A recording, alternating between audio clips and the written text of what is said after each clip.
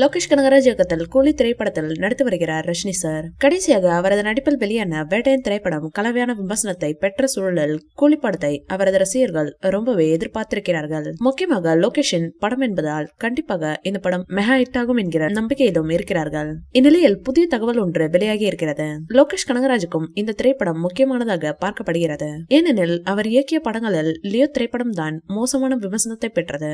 இதன் காரணமாக அந்த பெயரை கூலி படத்தில் மாற்ற வேண்டும் என்ற முனைப்பில் உழைத்திருக்கிறார் அவர். இதற்காக ஒவ்வொரு சீனையும் பார்த்து பார்த்து அவர் செதுக்கி இருப்பதாகவும், கமல்ஹாசனுக்கு கொடுத்தது போல் ரஜினி சாருக்கும் மெகா ஹிட்டாக கொடுக்க வேண்டும் என்றும் அவர் நினைப்பதாகவும் படக்குழுவுக்கு நெருக்கமான வட்டாரம் தெரிவிக்கிறது.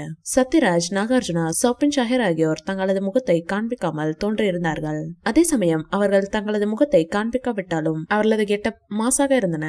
அதெல்லாம் பார்த்த ரசிகர்கள் கண்டிப்பாக கூலி படத்தில் லோகேஷ் தரமான சம்பவத்தை செய்ய காத்திருக்கிறாரோ என்று கமெண்ட் செய்து வருகிறார்கள்.